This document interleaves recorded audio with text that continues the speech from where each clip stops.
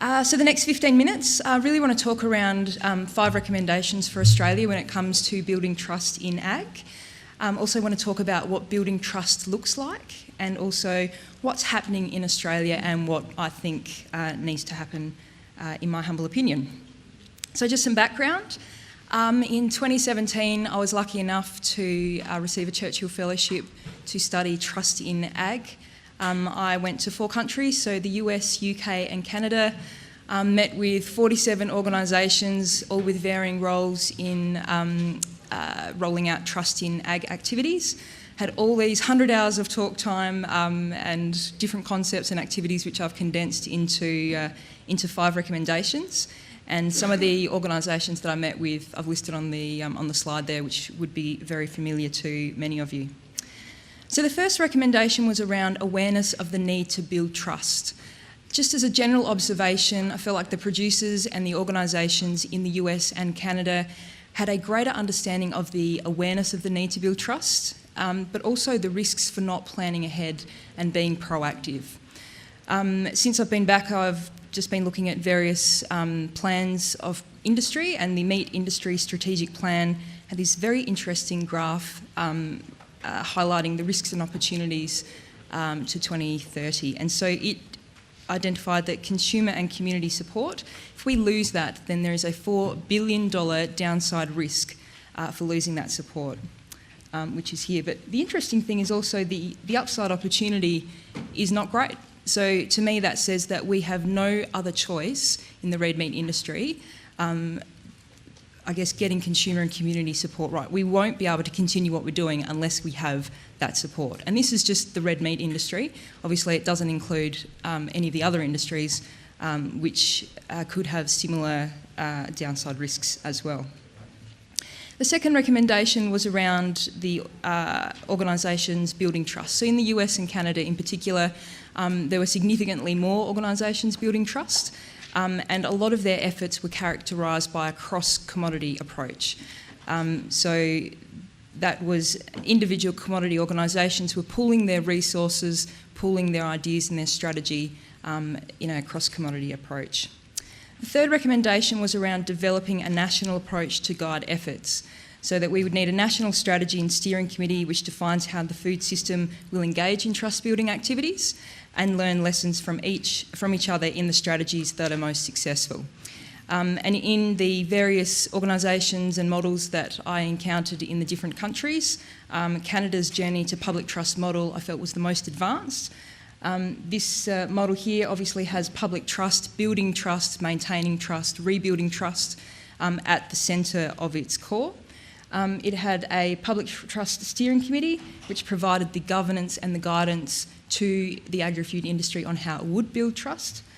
The next layer out was the research mechanism, and they had a Centre for Food Integrity which provided an independent approach in gathering research, but also looking at the strategies and the activities of how you would build trust and what is most effective. The next layer out was the value chain roundtables. So these were government coordinated roundtables in partnership with industry, and they had everything or everyone represented from the farmer right through to the end user.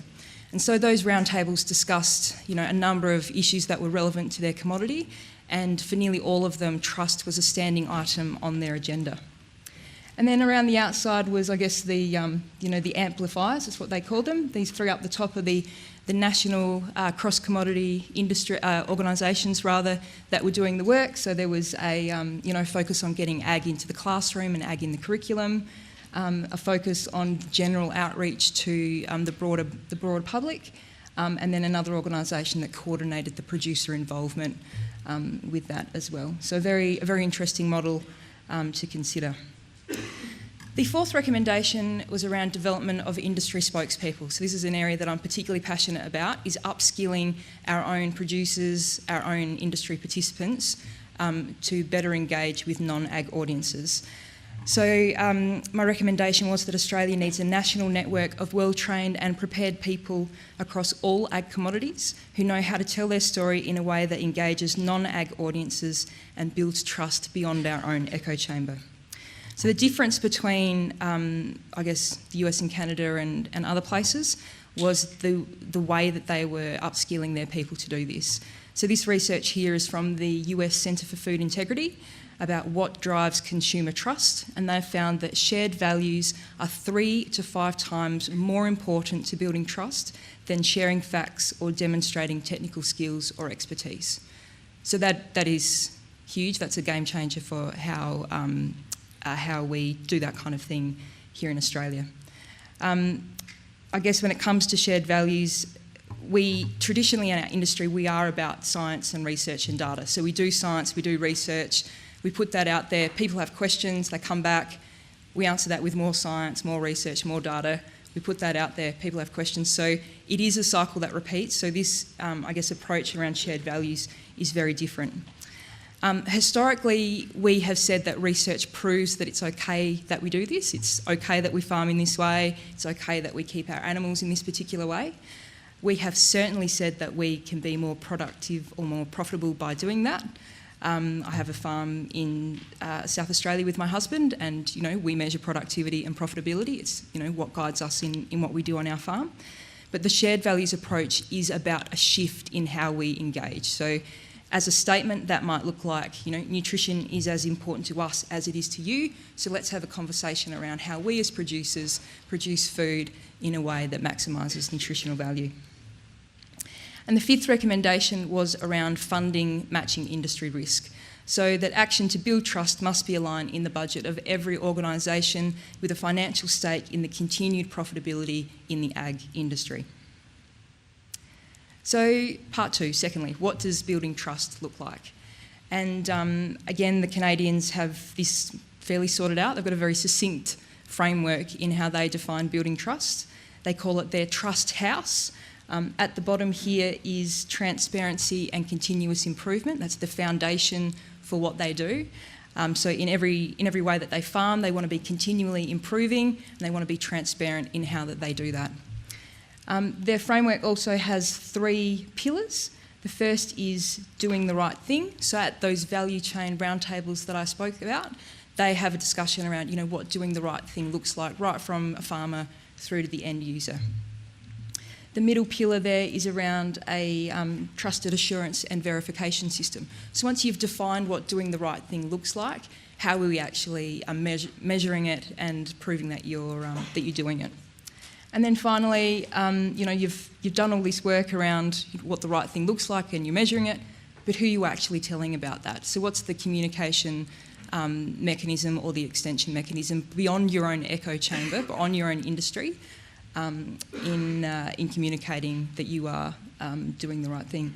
And then all of this is brought together by what they call the hub, which is a project manager that works between the different industries, between the different organisations, to make sure that commodities are learning from each other, organisations are learning from each different approach, which is building a really, a collaborative environment between all the different players in their space.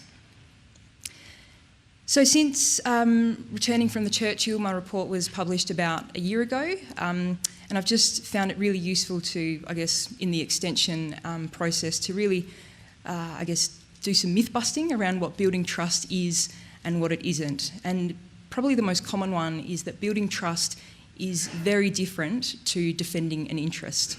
So if you consider a standard bell curve, at one end you've got, the pro-ag people, the pro-ag space.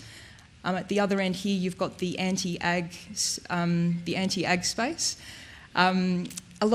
We spend a lot of time at the pro-ag end, defending, rebutting, dealing with what the activism groups are doing or saying. But we can't lose sight of this very large group of people in the middle who, just want to know that they're looking after themselves in the right way. They just want to know that they're feeding their kids the right food. So developing a strategy around how we engage with that middle group, what is the best practice approach to doing so, I just really think that is got to be our focus, because this group here could go one way or it could go the other way. And so the battle is on for the hearts and minds of that group in the middle. In addition to that, I've sort of mapped out a bit of a spectrum about the various types of trust building activity and where to participate. So at the far end here we have defending an interest or a practice. You know, it is quite reactive. There is more of an educational and a telling aspect to that work. It is about developing and leveraging relationships to communicate why farmers must be allowed to farm in a particular way. And really it's the advocacy group space. It is what members are requesting of their advocacy groups to do on their behalf. In the middle is the outreach and awareness, what I call outreach and awareness programs. So that's communication of positive ag messages or providing positive ag experiences. So that could be, you know, via a range of platforms, and there's a number of RDCs that are doing that work, such as MLA with its Good Meat program and its virtual reality headsets that are giving people outside of our industry a positive experience around what being on a beef or sheep property looks like. So as you can see, that kind of approach, the general outreach and awareness, is very different to defending a practice or defending an industry. And both of those, again, are different to building trust. So building trust is, it's proactive, it's about engagement, it's a commitment to food and fibre production involving transparency and sustainability. It's engaging with consumers and the broader community to become aligned with their values. And it's all of those elements that were in the trust framework from Canada. So doing the right thing, measuring it and communicating it, underpinned by transparency and continual improvement. And if this defending an interest or a practice is around educating and the telling, then the building trust approach, it's a different posture from an industry. It is a posture around, you know, understand that you've got questions about how your food is produced. I want to know more about that. I want to help to answer your questions. You know, recognising that we're not perfect, but we are on a continual journey for improvement, and we want to talk to you about how we do that. And so just finally, what's happening and what's next? So there is a lot of great things happening in Australia, so I don't want you to go away despairing or thinking that, you know, US and Canada are far ahead of us. I think the thing to remember about the international approach is they've been dealing with some of this stuff for a lot longer. In the flow of activity, a lot of the issues that originate in the EU and UK perhaps flow over to the US and Canada and then sort of flow down to Australia and New Zealand. So there is a lot of great stuff happening in Australia. The NFF has rallied its members and is working on a building trust approach. They've got a coalition of the willing on a steering committee talking about what advocacy groups could be doing more in that space. There is a joint RDC community trust program, which I'm sure Rowan will talk about a bit more in his presentation. The individual RDCs are doing a lot of work in their own commodities, so a lot of their own outreach and awareness. A lot of the individual commodities themselves are developing sustainability frameworks, so that's you know, engaging with people outside of the industry and also working with them to build trust. So I'm aware that beef and I think eggs have done one, and then sheep and grain are working on these sustainability frameworks, which is, you know, that's really Australia leading work, which is really outstanding. And probably in the past few months I've become aware of a lot more emerging state-based projects. So I was over in WA last week, and the agri-food industry there has called a meeting of all of its organisations to really nut out a strategy for WA about how they can better engage outside of their industry and how they can better build trust. So in summary, in my view, some things that I'd love to see happen in Australia.